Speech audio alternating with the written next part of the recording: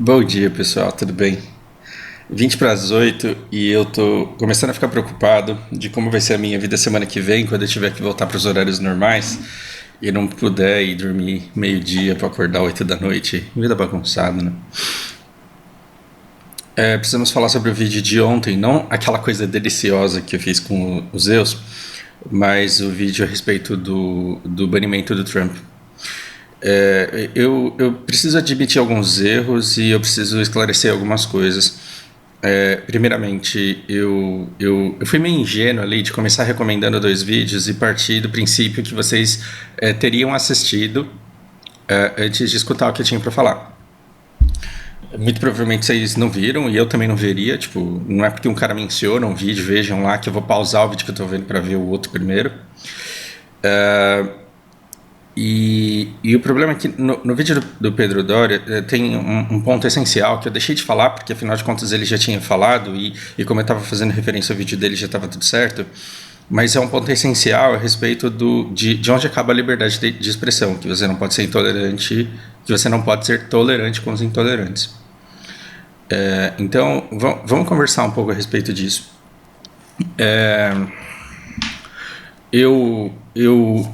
Colocaram num comentário essa citação que eu esqueci de que filósofo que é, agora me deu um branco, mas não concordo com uma palavra do que dizes, mas defenderei até a morte o teu direito de dizê-las. Eu concordo perfeitamente com isso. E eu acho que existe uma grande diferença entre censura e silenciamento. Só que aqui eu acho que tem um outro ponto-chave que a gente tem que levar em consideração. Então, liberdade de expressão todo mundo tem que ter. Só que com a sua liberdade de expressão você pode cometer crimes e por esses crimes você tem que pagar. E muitas vezes o preço que você precisa pagar é o silenciamento. Então, eu, Fausto, jogando uma obra extremamente tóxica. O que eu faço quando eu estou sob pressão? Eu me transformo num monstro. Quando eu me transformo num monstro, o que eu faço? Eu xingo. Eu sou uma pessoa baixa, podre, que xinga. E aí eu começo a mandar insultos por chat para jogadores que estão comigo, pelo simples fato deles não serem habilidosos no jogo. O que eu mereço? Uma punição. Eu mereço uma punição. Então, de tempos em tempos, a empresa vai lá e fala: você está silenciado. E se você continuar com esse comportamento, você será banido. Eu posso alegar a liberdade de expressão, de dizer o que eu quero? Não, porque a minha liberdade de expressão ela foi garantida no momento que o chat foi permitido, só que ela incorre, essa liberdade de expressão ela vem com responsabilidades, e se eu falho em ter responsabilidade por aquilo que eu digo, eu posso sofrer punições por aquilo que eu já disse, não por aquilo que eu direi, por aquilo que eu direi. Então, quando a empresa vem e fala assim, você está silenciado, eu não posso falar, não, mas aí eu não xinguei ainda, como que você vai me punir? Não, você não está sendo silenciado porque você não xingou ainda. Você está sendo silenciado porque você já xingou muito, isso está contra as nossas regras. E você perde, então, o seu direito de se manifestar, porque, afinal de contas, você propaga ódio aí no ambiente do jogo. Então, o mínimo que eu tenho que fazer é acatar com a decisão que foi tomada e questionar. Então, assim, nas vezes em que eu fui silenciado, eu nunca recorri e nunca reclamei e sempre disse, eu fiz por merecer e eu tenho que pagar o preço. E esse preço ele pode ser uma banição permanente do jogo. E se isso acontecer, eu também preciso acatar. Eu também preciso acatar e ver como que eu lido com isso. Não vamos falar do Trump ainda. Vamos falar das comunidades de Black Desert, quando eu realmente me envolvi em tretas e fiquei marcado por ser uma pessoa que se envolve em tretas. Todo dia entra gente e posta um monte de coisa. E as pessoas postam as coisas mais aleatórias possíveis. Olha o meu gear. Aí reclama que não enchanta, reclama que tem azar, reclama que dá lag, reclama que... Eu tenho que silenciar essas pessoas? Jamais. Mas aí quando foi que eu entrei ativamente digamos, em rinhas aí, nas comunidades de BDO? Quando grupos disseram, queremos uma guild só de meninas, queremos uma guild só de LGBTQs, queremos uma guild que só tenha trans onde a gente possa ficar de boas. E nesse momento, quando essas guilds elas manifestavam seu desejo legítimo, porque eu também posso falar que eu tô com saudade de São Bernardo e eu quero montar uma guild só com gente de São Bernardo que joga BDO, qual é o problema? Não tem problema nenhum em eu fazer isso. Eu não estou excluindo o resto do mundo, eu estou tentando me aproximar das pessoas que mais me interessam. Então esse é um direito legítimo.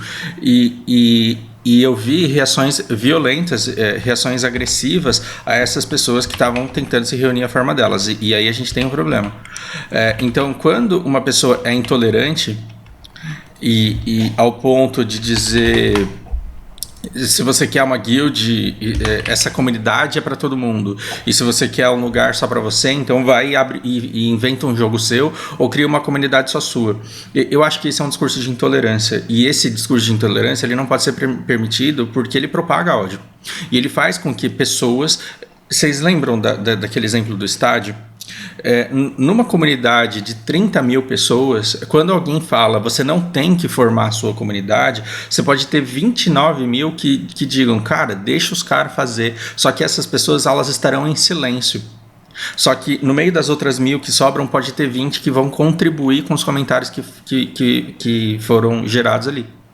E aí basta que umas 20 pessoas digam, vai pra lá, seus viados, sai daqui, seus arrombados. Quanto mais gente usar sua liberdade de expressão para ser intolerante, a percepção dos trans que estão chegando na comunidade é de que eles realmente não são bem-vindos por ninguém da comunidade, porque embora 29.980 estejam em silêncio, você tem 20 ali que estão representando todo daqueles que comentam, e esses que comentam, eles estão sendo extremamente intolerantes.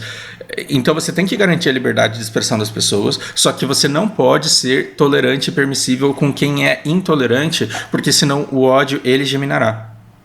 Isso é uma coisa que assim, a gente já carrega de muito tempo atrás. Então eu tenho críticas, e também não ficou claro isso, né?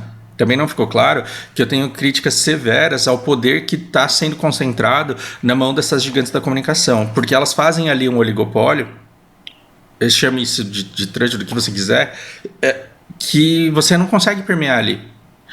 É que agora você tá cerceando a liberdade de redes que permitem a intolerância.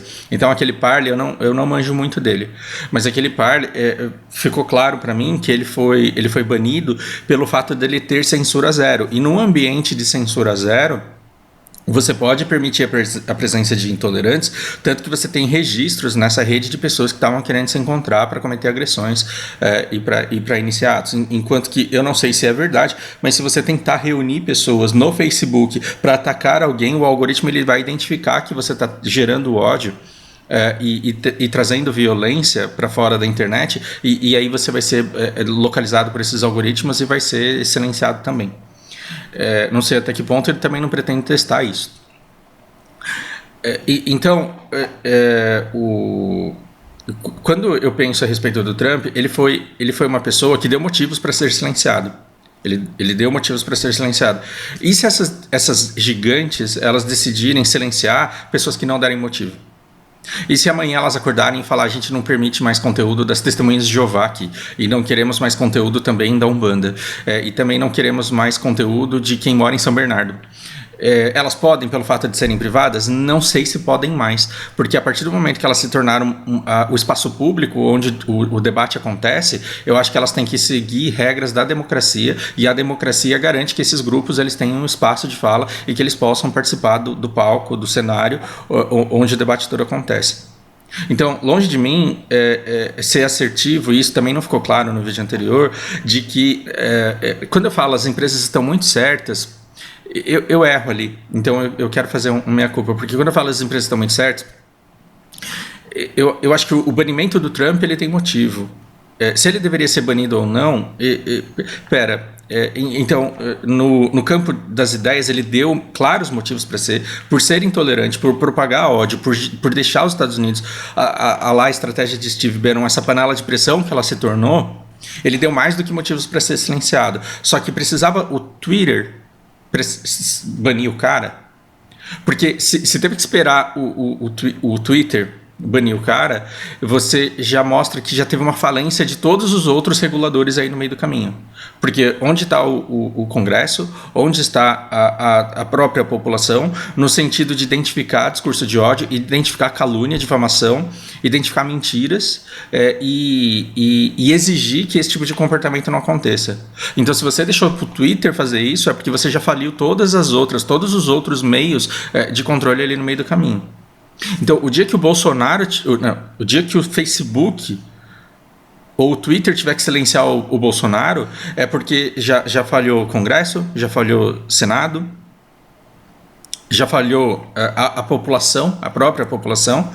A gente já não tem mais decoro. Então, assim, o banimento lá no fim da fila, que é a plataforma por eles esgarçarem, eles rasgarem completamente as regras, os termos de uso que existem e que devem seguir a Constituição. Esse negócio de empresa privada pode tudo, eu não concordo. Eu acho que a empresa privada, uma vez que o espaço público ele é feito por essas... O diálogo público ele é feito por essas redes sociais, eles não podem ter regras de uso que violem os direitos garantidos na Constituição. Até então eles estão seguindo. Agora, se precisou ser silenciado lá pela rede social, é porque a sociedade inteira já falhou em silenciar as besteiras que o cara está falando. E por que ele tem todo esse poder? E por que bastando dinheiro investido no lugar certo, você garante não só espaço de fala, mas você garante o alcance da fala? Porque como que a sua avó, sua tia-avó, recebeu um monte de notícias por WhatsApp que só faziam sentido para ela no universo, na bolha em que ela vivia? Isso precisa ser pensado. Então, eu não estou... o nosso mundo, ele está muito longe dessa coisa dicotômica, dessa coisa maniqueísta, e eu estou me sentindo meio nojento. Maniqueísta é quando você divide o mundo entre bom e mal. Dicotômica é quando você tem um lado ou outro. Eu não estou aqui querendo pagar de falso intelectual aqui, você precisa desse vocabulário mesmo para falar.